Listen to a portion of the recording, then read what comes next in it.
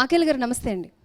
నమస్తే అండి. సో మీరు చాలా చరిత్ర గురించి వివరిస్తూ ఉంటారు. ఎవరికి ఎటువంటి డౌట్ ఉన్నా చాలా బాగా ఎక్స్ప్లెయిన్ చేస్తూ ఉంటారు. నాకైతే ఒక డౌట్ ఉంది, నాతో పాటు వీళ్ళకి కూడా.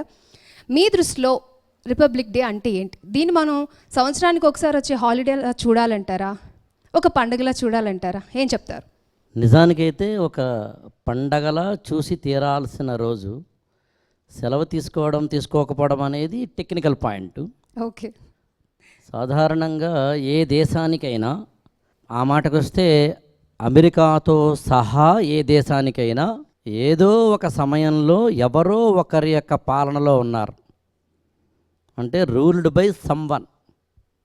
ఆఫ్రికన్ కంట్రీస్ అయినా, ఆసియన్ కంట్రీస్ అయినా, అమెరికా అయినా, ఫ్రాన్స్ లాంటి దేశాలైనా, అలా మన దేశం కూడా కొన్ని వందల సంవత్సరాల పాటు బ్రిటిష్ వారి యొక్క పాలనలో ఉంది. ఈ విషయాలన్నీ మీరు 10th క్లాస్ వరకు చదివి ఉంటారు.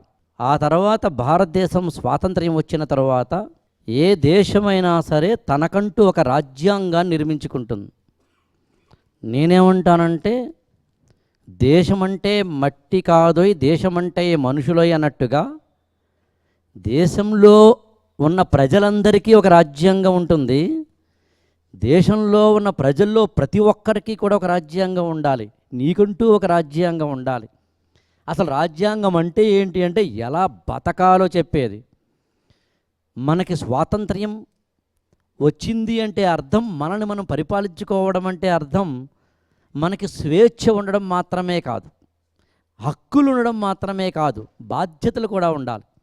అందునే మీకు ఇండియన్ కాన్స్టిట్యూషన్లో ఆర్టికల్ 51A ఏం చెప్తుందంటే ఫండమెంటల్ డ్యూటీస్ అని చెప్తుంది.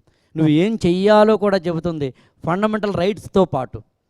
సో అందుకని భారత రాజ్యాంగాన్ని దాదాపు ఒక 2 సంవత్సరాల టైంలో దాదాపుగా ఒక 300 దాటిన వ్యక్తులు, ప్రజల చేత ఎన్నుకోబడిన వివిధ వర్గాల వారు, వివిధ ప్రాంతాల వారు, వివిధ జెండర్లో చూసినప్పుడైతే కనుక స్త్రీలు ఉన్నారు, పురుషులు ఉన్నారు. మొత్తం మీద భారతదేశానికి సంబంధించి ఒక సమగ్రమైన వెరీ కాంప్రహెన్సివ్ కంప్లీట్ బుక్ మనందరికీ ఏదైనా ఉంది అంటే అది ఖచ్చితంగా భారత రాజ్యాంగం, ఇండియన్ కాన్స్టిట్యూషన్.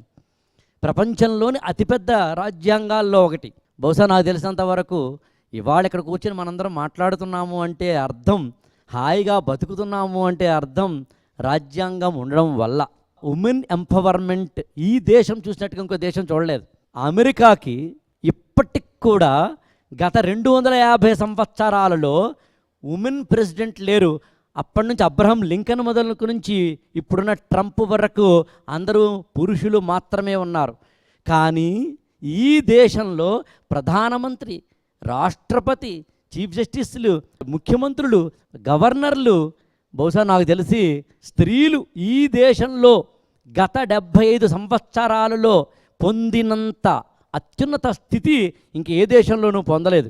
అందుకని ఇలాంటి మట్టి మీద పుట్టినందుకు, ఇలాంటి దేశంలో పుట్టినందుకు, ఇలాంటి రాజ్యాంగం వచ్చినందుకు వాళ్ళు ఎవరు ఏం చేశారు లాంటి తెలుసుకోకుండా కనుక బీటెక్లు అయిపోతే I don't think so it is a complete education అంటే నేను నమ్మను.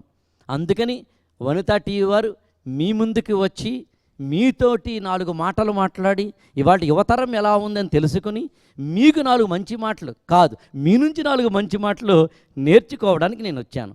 Thank you so much.